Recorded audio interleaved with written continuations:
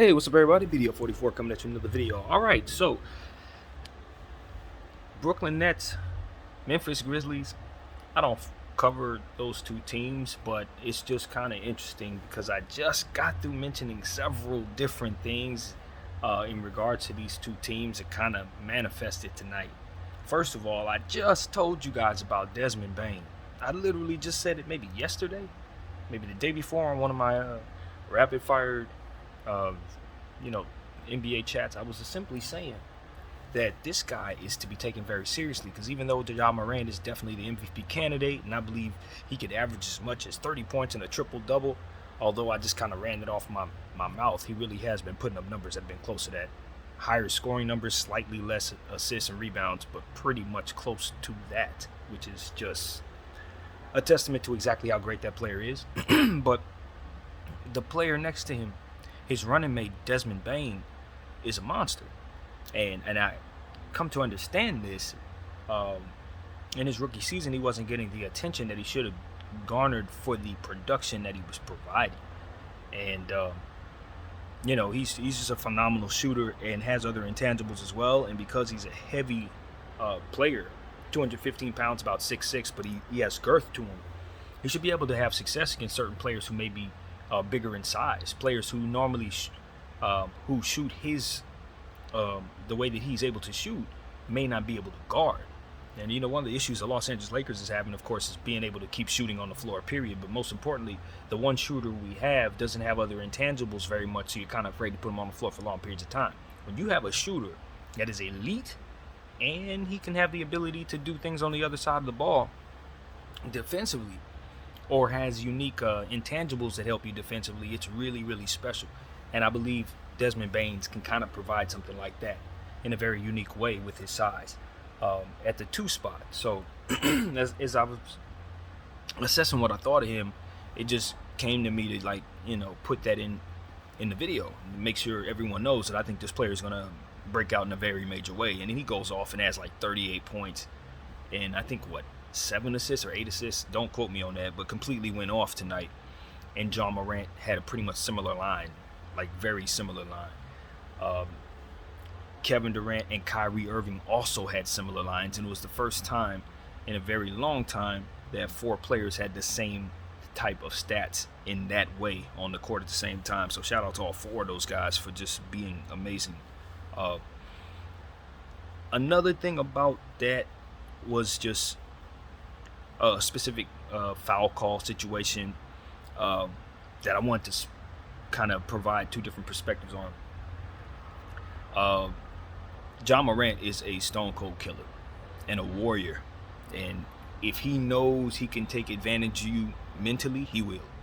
He's showing me that he has some Larry Bird in him, some Michael Jordan in him, to where he's an alpha killer who looks for your weaknesses and will exploit them, and he will use his mouth as in talking or whatever, like the modern day type of Gary Payton type of player. Not as much mouth, but the same type of technique to where he's going to try to get at you, he's going to try to get into your head, and he's going to use his skills to overpower you. The worst kind of guy to go against, because he's going to talk and he's going to back it up. That's what he's turning out to be, that type of spirit. And so as I look at what took place today, there was a specific play, which is run of the mill, to be honest with you, where you roll the ball as you're inbounding it, and then you allow the clock not to start, and that allows you time to cover space without the clock starting. In situations, it's usually used when the clock is expiring at the end of regulation mostly, or into overtime, usually at the end of the game. Or sometimes in the end of halves or in the quarters, guys will try to do this just depending on how they're trying to control the clock.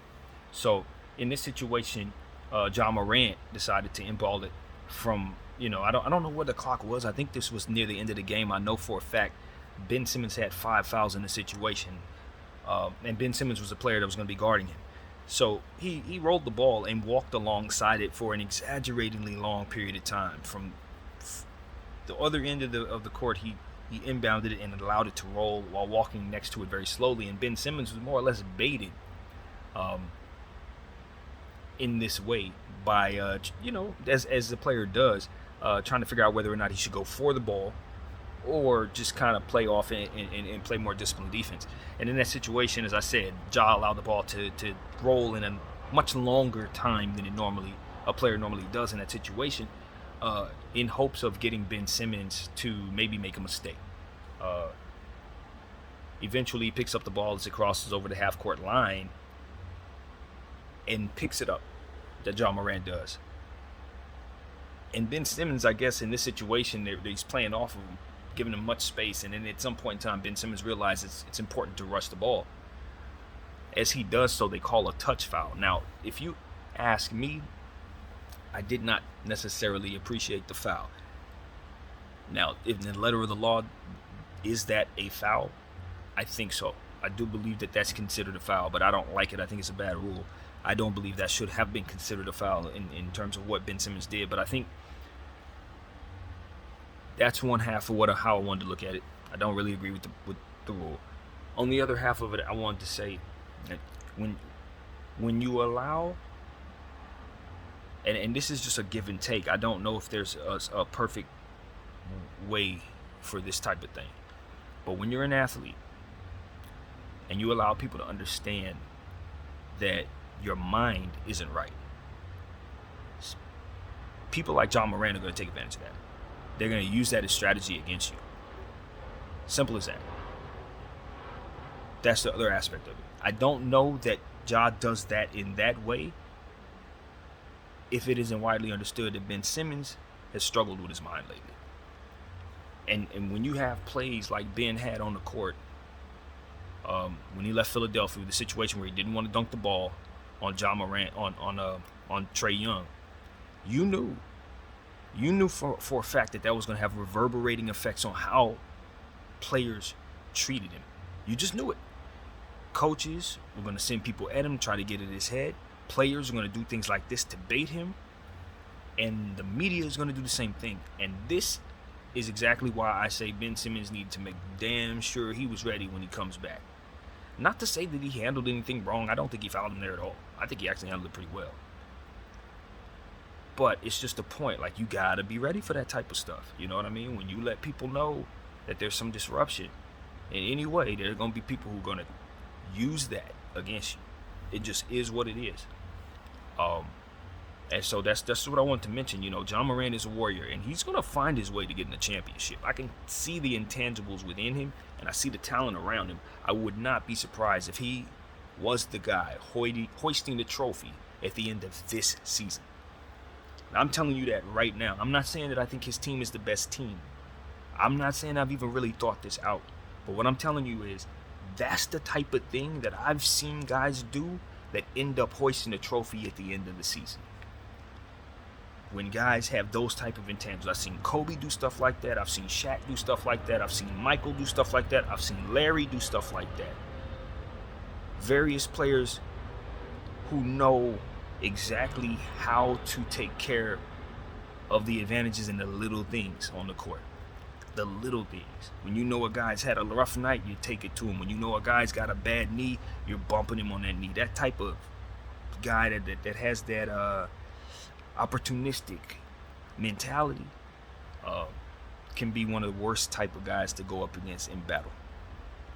And Ja Morant has proven himself to be that way. So I see him as a new type of strategist in the league, a thinker, a different type of thinker, and unapologetic in nature. You know what I mean? He's the type of guy that you have to stomp all the way out.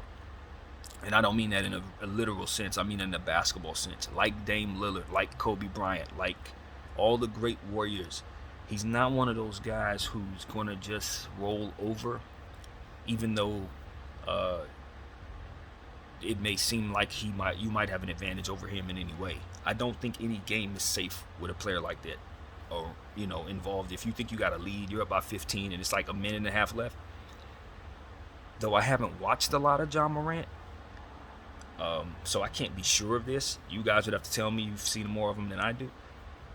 I just get the vibe or the intangible that he's the kind of dude that can win that game. He can win that game. He can T-Mac Kobe himself into those type of wins. And while I don't know that he's proven that yet, and those guys did so more so on the defensive end, which is a side he's going to have to prove himself on. I have yet to see him do it that side. But offensively, I don't know that he's not one of those type of dudes, man. I don't know that he's not Larry, Kobe, Michael, Magic. I don't know that he's not one of them dudes, man. I'm just being completely honest with everybody when I speak of Ja Morant. So that's one of the things that I took from that little play. The way he handled that. I just thought it was cold, you know. It was cold and it was calculated in a nature, and it spoke to, just what it is that he's willing to do to win. So I got a lot of respect for Ja Morant, man, and it's one of those things where it's understood. Like when you go into his building, you're crossing enemy lines. I don't get the feeling that is the case when you go into every building.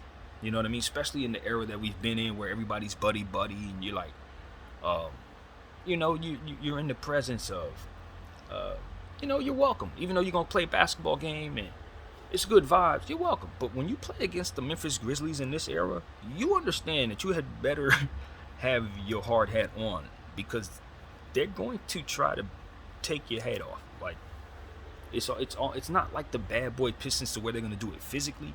But it's almost like the same kind of energy as to where you're going to go through it and you're going to be worn out by the end of that game. And I think Kyrie Irving and KD went through that tonight. I think they put up some of the best lines they're going to put up this season against them boys. And they matched them. They matched them bucket for bucket, assist for assist, and won the game. They crossed enemy lines tonight. And like I said, I would not be surprised if it's the Memphis Grizzlies who are representing the Western Conference at the end of this season, because I just look at them dogs that they got, and I say if they can stay healthy and with the depth that they have, and I know exactly what type of depth they have. Saldana, Roddy, Lofton, those guys are back there. They are back there. Tillman, the whole unit that they don't use, just like the Lakers, is almost as good as the unit that they do use.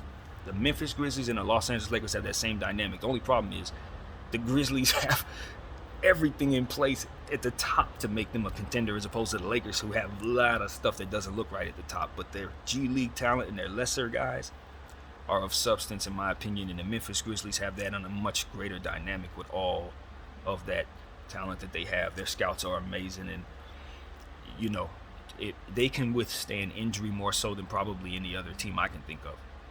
I really believe that. They can withstand it more than anybody. Because you got to understand, they're still missing Jaren Jackson right now. He's not even out there. And he will be back. So that is a very, very, very dangerous team. I think it's going to be tough for them to find minutes for everybody that they need to find minutes for, but they're going to be winning. So I think people are going to be cool about it. I think people are going to be very happy to be a part of that team. And I don't see them not overachieving this season. If it isn't injuries, then it's going to be a team that is going to have to sweat it out and bleed it out to try to beat that team in a 7-game series this upcoming season. Knowing that they've been through the battle they went through last year and got some playoff experience with themselves now, it's going to be hard to beat them. I'm just very certain of that. I look at Denver, and I like that now that Porter and Murray look like they're healthy. So that team looks much more dangerous to me than they did maybe a few days ago. I think New Orleans is for real. Like I've been telling you guys, that I haven't lost faith in them. There's a few other teams, but Memphis is seriously dangerous. They don't have too many holes at all, man, at all. And their stars, they haven't reached their peak, not even a little bit. These guys are still developing. Yes, Ja Morant is still developing. It's crazy to say this, but it's true. So, yeah, man, I just wanted to say that. I think the Brooklyn Nets, if I'm going to talk about them a little bit, I'm not surprised by nothing I'm seeing. I made a video on them a couple of days ago, and I told you guys the dynamic that I see there. Their stars are exactly who they are. Kyrie Irving and Kevin Durant are Kyrie Irving and Kevin Durant in any uniform they put on. You're not going to look at them and say that they have lost anything. Not after watching them tonight. They're still who they are. The problem is the players around them aren't good enough at all for them to win the championship this year. I do like the players that they have, though. It's not like I feel the same way about their talent right now as I did before. I feel a lot better about Claxton. I think he's coming along good. Deron Sharp has some upside. He's a really good piece for them. And I already know of what Thomas can do, even though I haven't seen anything from him this year. I know what he can do. Uh, and it's just a few others as well that I know are back there. Sharp, if I haven't said his name already. They got some pretty good guys that they're starting to work into their equation right now, and that is ultimately what I've been telling Brooklyn that I think they need to do. So, with that being said, they got the most out of Kyrie Irving, the most out of Kevin Durant, but Ben Simmons, he's not in shape for what it is that they're asking him to do. And I've said this once, and I'll say it again. For continuity reasons, he's always going to be an asset. There's never going to be a night where he can't get 7, 8 assists in his sleep. That's not going to be a problem. Rebounding, he's also very gifted at rebounding. But when it comes to scoring the ball, you cannot count on him to do that. Just like with Russell Westbrook, just like with Draymond Green, you just cannot count on him to do that. Now, he's going to get some dunks, he's going to get some layups, but when he gets to the line, it's a problem. In the three-point arc, we already know his issues there, and I don't know how he's doing. I haven't checked. I don't know if he's attempted. I haven't heard anybody complain, so I'm just leaving it at that.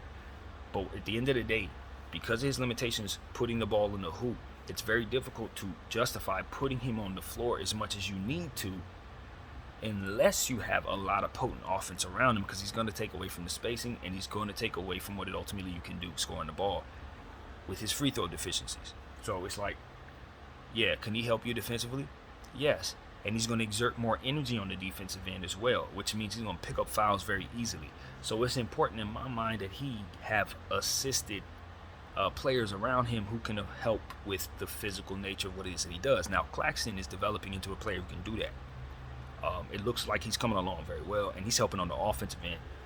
So that's good too. But you need something that the Nets just simply do not have, and I'm not quite sure what that ingredient is. But in order to make that mesh, they're going to need more athleticism. They're going to need Curry to come back and play at a high level, and preferably they need to get rid of that contract that Harris has there. If Harris has not been healthy in a long time, and granted he can do a lot of shooting, but at this point going forward, it's very easy for me to project that he's going to have a very difficult time guarding people. With the leg injuries that he's had, it's going to be hard to justify putting him on the floor going forward. I know that that's presumptive. I'm presuming, I don't know, presumptive? I don't know the word. Gotta learn. But I'm assuming things, presuming, if that's a way of putting it. But if you can picture what I'm saying, when he gets back into the top shape that he's able to get into, because of the knee injuries that he's had and his lack of athleticism naturally, I can envision issues with him being on the floor trying to guard people. He's going to be attacked. And so now you have his contract on tab, and while you still need shooting, you're not going to keep him on the floor, and you're not going to feature him like you used to. The league has changed. There's more athletic players he's going to have to guard. It's just going to, you have to know he's not going to come back the same player. So because you know that, it's a bad contract before you even put him out there. They need to try to get rid of that thing before he gets back on the floor. And I don't know if they're thinking like that. But a team like the Lakers, and I hate to say this because this is my team and I know better. I don't want his contract because I know this, obviously. But what I'm saying is you need someone who desperately needs shooting to take him off your hands before you get him back out there and prove to the world what it is that I'm saying. Because when he gets out there and teams start exploiting him defensively and you start sitting him down, it's going to be impossible to get rid of that contract. So that is something I think the Nets need to be trying to do right now. There are teams out there desperate enough who need shooting very bad, and they will take a chance on that contract.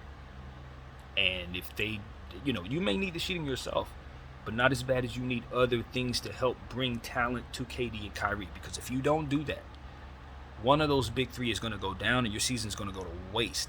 And with that, you have no picks. So it's like Brooklyn Nets are moving in a way to where if they bring the pieces that Kyrie and KD need, they don't make a push toward the playoffs and overachieve. I don't think they can win the championship, but they will make you look good. as a franchise, but you have to bring them pieces that can help with the heavy lifting. And Ben Simmons, at his best, can do that, but I don't know that he can ever get to that place. With the back injuries, as I've said a million times, I don't want to keep reiterating this, but he too, like Harris, may never be the same player again. So it's like, I know Ben Simmons has some very good genetics in terms of getting in shape. He has some good workout habits. I know what he looks like when he's in shape, and so he'll just have to work his way back to that. But if you send him at all these athletic players right now, and you have him defending the players that you have him defending right now for the rest of the season, if those setbacks come, it's going to be hard for him to ever get in that shape. Coupled with everything else that we've already talked about in regards to players knowing his weakness and going to try to exploit that. You know what I mean? And so it's going to be a tough road ahead for Ben Simmons. He's going to have to get back into that shape I'm talking about. And if he can't get into that type of shape, he's going to have to get big. Like, because he puts on muscle easily, he's going to have to do that. He's going to have to get heavy. And he's going to have to be ready to take on some heavy defensive assignments. Guys that are going to be pushing him around. So that's what it's about, man. And it's up to the Brooklyn Nets to understand that they have that type of piece and surround him with shooting and assisted players that can help with the heavy lifting. Because if you don't do those two things, he's going to get hurt and that contract's going to be flat. It's going to be flat. So they need to understand what they need to do for themselves in order to make Ben Simmons look good. Because KD and Kyrie going to look good no matter what. But if you don't do the right things with the Harris contract and the Simmons contract, it's going to be a bad couple of years for the Brooklyn Nets going forward when Kyrie finally moves on and KD as well. Which I think is going to happen before that contract ends because he's already unhappy and we know he can't win there. And this is year one of a situation that ain't going to get better if they don't do some things differently. So it's not all lost. They got to get out from under that Ben Simmons contract, in my opinion, though. At this point, it's like if you're not going to build around him, this piece he is not the best third piece for Kyrie and KD at all. That's obvious. He's not. They can do better. Even though he's a great setup guy, they get a lot of easy looks with him. They're going to need more help in the areas that he can't help them in order for them to win a championship with that bunch. And I don't know that Ben Simmons can net you that at all. No pun intended. So, yeah, that's an interesting thing, man. They're going to wear themselves out, man. Kyrie, KD, they can put up 37, 7, and 8 every night. And they're still going to lose every night because they're not going to have enough help around them to make it so that those performances are enough. That's what I see there, man. That's exactly what I see there. They are 1-4 team, something like that. That's who they are. I expect the average of that to continue all the way through the season. It's just who they are. I mean, I know it. You know, and that's why I'm like, look, the Nets. Yes, the Lakers and the Nets are in a similar situation, but I think the Nets are in a much worse situation because I always say, at very least, AD, because of the presence of Anthony Davis, the Lakers have less to consider in regards to building their team. Because Anthony Davis is one of the great defenders in the world, and Anthony Davis scored 50 points when he's right.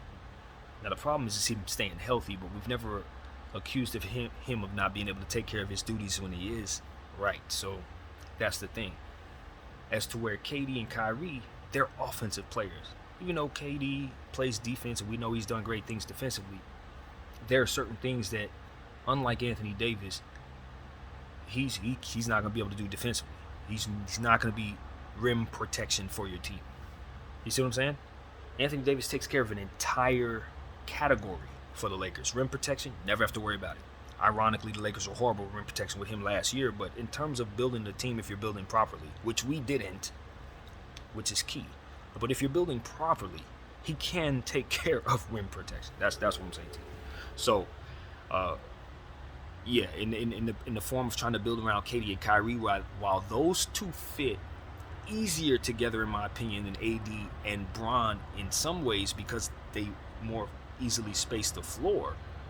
At the end of the day, without flexibility, it's much harder to build around KD and Kyrie because you have to bring them so much athleticism, height, intangibles, playmaking. That's another thing. because Bron is who he is, now you don't ever have to worry about playmaking and team continuity because he's who he is. You see what I'm saying? So it's easier to build. The Lakers have those categories covered in those two players. As to where Kyrie and KD, nope, not necessarily. Even though Kyrie can make assists obviously happen, even though KD can make assists obviously happen, it's not worked into their natural prototype. They're scorers. Score first, score second. And then they play make very well because they're great at what they do. But LeBron James is pass first, you know what I mean? And pass second if he has to be, and so on and so forth. So it's like, I think when you have those dynamics in place with Anthony Davis and LeBron James, they cover more of what you need to build a basketball team than Kyrie and KD do, I think, when you're trying to build around them. So that's just my opinion. I think I'm right. For those who are looking at me like, what the hell are you talking about? It's just when you scoring is one thing, but taking care of intangibles of defense and team continuity and making sure other players are better around you is a whole nother thing. And we've seen Kyrie has had some trouble in that area in terms of, dishing out the ball from a consistent leadership standpoint, like having the assist role, you know what I mean? That's not his game. And KD, it's one of those situations where, yeah, you can have him make plays as well, but they need a Ben Simmons to do that. They need a Ben Simmons to come in and defend and pass. So it's like all Bron and AD really need is a bunch of shooters. They need shooters, rebounders, maybe some guys who can create for themselves, set some screens, stuff like that. After that, you should be cool. The Lakers have just chosen things they shouldn't have chosen and made life harder for themselves than they had to in some areas, I think. And that's why their team is as it is. So, I just look at both of those situations as similar.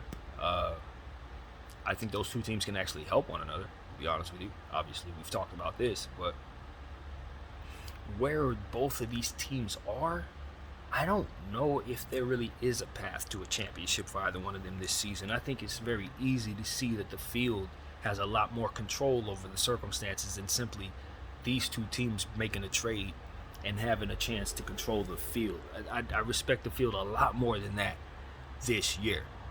As I said, Memphis, they're real, man. You can make a trade for Kyrie and all that, and they still beat you. That's very, very real. So I'm not a fool about that.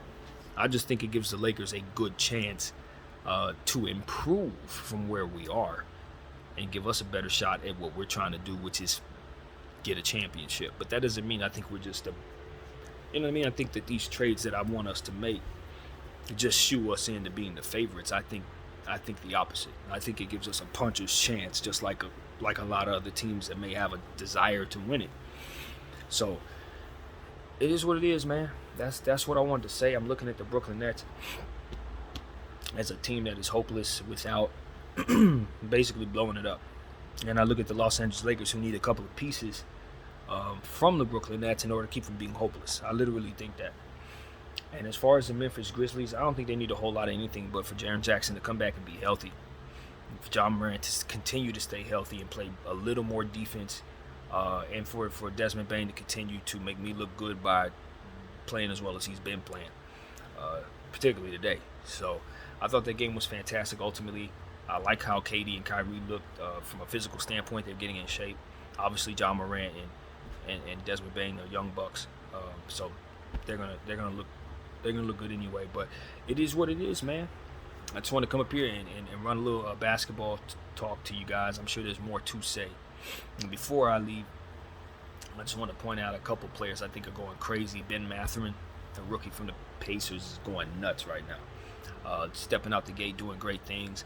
Bol, if you look at how many shots he's blocking a night, all he needs to do is kind of contribute in other areas, get a steal here and there, get some assists, do some other things, and he'll start to manifest into the player that I think he could be. But he's already blocking more shots than anything reasonable. Jabari Smith, even though he started off a little slow, completely went off tonight, so I know he's going to get off to a nice little run here. So I'm just excited about the young players, man. Look at the Detroit Pistons and Jaden Ivey and how he's going crazy. Obviously, Markkanen and those guys. The Jazz finally lost their game today, by the way. They came back down to earth against those Rockets. But I have yet to see the highlights of that. But They'll come back down to earth. The Jazz have no interest in winning. Spurs, none of those teams. And see, that's another thing. It's like, I think what we're seeing is a grand fake out. Maybe Adam Silver told these teams to go out and win the first couple of games, go out and try, because you're not going to win very much. But if you look at the top of the standings in the Western Conference, you're going to see the Utah Jazz and the San Antonio Spurs. And I promise you, by the end of the year, both of those teams will be at the bottom of the Western Conference. I just want everybody to know that. It's not only a fluke, it's almost like they're going out and winning all the games they're going to win right now. And then for the rest of the season, you probably see those teams lose all of their games. Like literally. So don't get excited, Utah fans, about winning. Get excited about getting Wembanyama, because it's the only thing you should be wanting. All this other stuff, I'd be pissed off.